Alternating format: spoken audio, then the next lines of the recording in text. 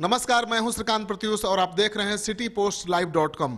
राजनीतिक गलियारे से खबर है, बड़ी खबर है। जी हां, आपको पहले ही हम दिखा चुके हैं कि हम पार्टी में लगातार बवाल मचा हुआ है और हम पार्टी के प्रवक्ता दानिश रिजवान ने अपनी पार्टी के प्रदेश अध्यक्ष पर गंभीर आरोप लगा दिया है, भ्रष्टाचार का आरोप लगा दिया है, पार्टी फंड को लूटने का आरोप लगा दिया है और प्रवक्ता और प्रदेश अध्यक्ष के बीच मारपीट की नौबत तक दफ्तर में आ गई थी।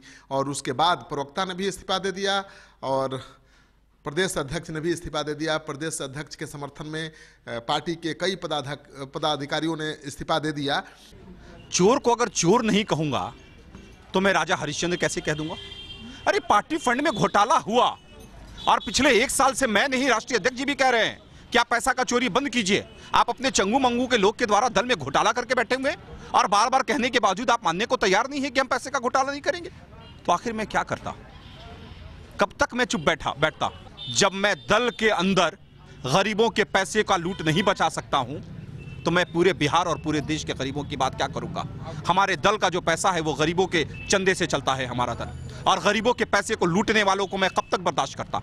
अंततः मैंने पद से इस्तीफा दे दिया और मुझे लगता है कि चोरों के ऊपर को चोर कहना चाहिए। अगर पटेल साहब ने पैसा लूटा है तो ये बताना चाहिए कि पैसा चोर है, आप गरीबों का पैसा चोरी करना छोड़ दीजिए। लेकिन दानिश जी, आपने कहा कि मांझी जी भी कई बार कह चुके हैं कि पैसा की लूट हो रही है, मतलब मांझी जी को भी पता था कि पैसा लूटा जा रहा है पार्टी में? जी निश्चित तौर पर है। जब हमारा सम्मेलन हो रहा था तो सम्मेलन के उपरांत जब पार्टी फंड का पैसा की बात आया तो बताया गया कि अभी हमारे पास 14 लाख रुपए बचे हैं, लेकिन 1 हफ्ते के बाद वो 14 लाख रुपए में से 4 लाख रुपए बच गए, 10 लाख रुपए गायब हो गया।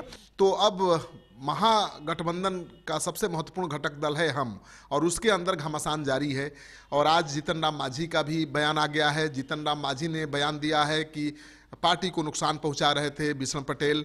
दरअसल पार्टी के प्रदेश अध्यक्ष पर ही जब पार्टी को नुकसान पहुंचाने का आरोप लग जाए, पार्टी फंड लूटने का आरोप राष्ट्रीय अध्यक्ष लगा दे तो बड़ी बात गंभीर हो जाती है।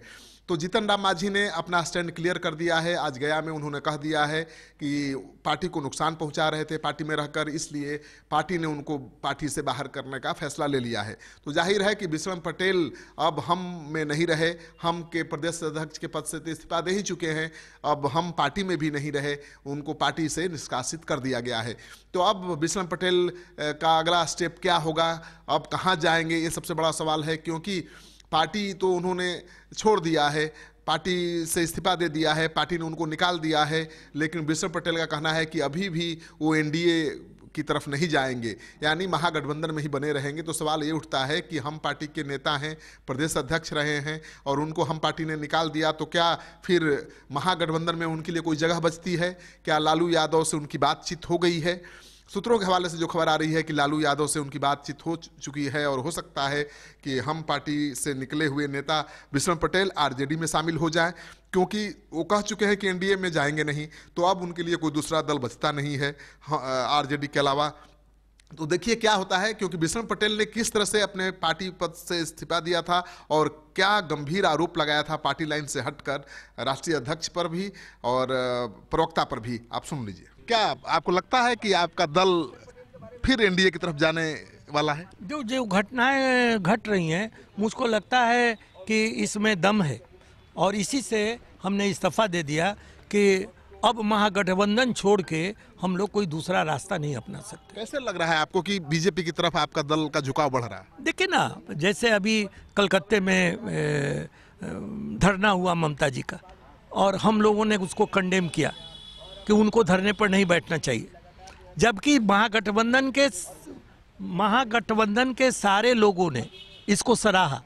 हमारे बिहार में रैली हुई है कांग्रेस की, हमारे राष्ट्रीय अध्यक्ष भी गए थे और उन्होंने कहा कि साहब ये बहुत सुपर हिट रैली है और राहुल गांधी भविष्य के पीएम मटेरियल है।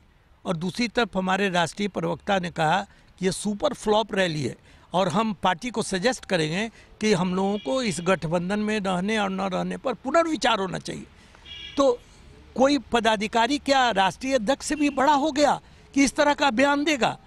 और आपको क्या लगता है, तो मांझी जी के इशारे पर सब कुछ हो रहा है? अगर मांझी जी चुप रहते हैं तो हमको तो लगता है कि ये सोचना पड़ेगा। यानी मांझी जी बीजेपी की तरफ जा सकते हैं? जो अभी जो क्रियाकलाप चल रहा है उससे इनकार नहीं किया जा सकता। तो विष्णु पटेल ने बगावत कर दी थी प्रवक्ता के हमले के बाद, और उन्होंने पार्टी के प्रदेश अध्यक्ष पद से इस्तीफा दे दिया, अपने साथ अपनी पूरी टीम का इस्तीफा दे दिया। अब पार्टी ने उनको निष्कासित कर दिया गया है। जीतन राम मांझी का भी बयान आ गया है कि अब पार्टी उनको नहीं रखेगी क्योंकि पार्टी में रहकर पार्टी को नुकसान पहुंचा रहे थे। तो ये बड़ी खबर है। महागठबंधन में अभी सीटों को लेकर पेंच फंसा हुआ है, सीटों का बंटवारा हुआ नहीं है, और इस बीच महागठबंधन के सबसे महत्वपूर्ण घटक दल हम पार्टी में टूट हो गई है, बड़ी टूट हो गई है।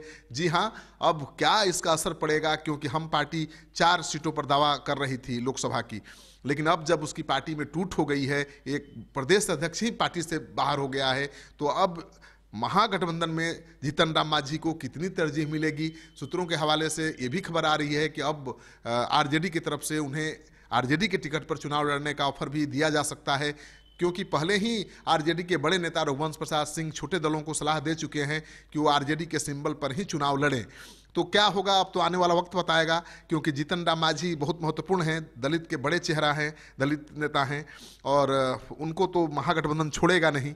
तो किन शर्तों पर महागठबंधन के साथ वो आगे बने रहेंगे, ये देखने वाली बात होगी। हालांकि उन्होंने स्पष्ट कर दिया है कि उनके पार्टी के पूर्व प्रदेश अध्यक्ष विष्णु पटेल का आरोप गलत है कि वो बीजेपी से नज़दीकी बढ़ा रहे हैं, बीजेपी के साथ जा सकते हैं। उन्होंने कहा कि वो अंतिम दम तक महागठबंधन के साथ बने रहेंगे। अब देखना ये है कि वो तो कसम खा रहे हैं कि महागठबंधन के साथ बने रहेंगे, लेकिन महागठबंधन इस टूट के बाद उनको कितनी अहमियत देता है, ये देखने वाली बात होगी। आपको ये कार्यक्रम अच्छा लगे तो इस वीडियो को खूब दोस्तों के साथ शेयर करिए। अगर आपने अब तक हमारा यूट्यूब चैनल सब्सक्राइब नहीं किया है तो कर लीजिए, और बेल आइकन दबाना बिल्कुल मत भूलिए। आपका सहयोग समर्थन लगातार मिल रहा है, उसके लिए बहुत बहुत आभार। नमस्कार।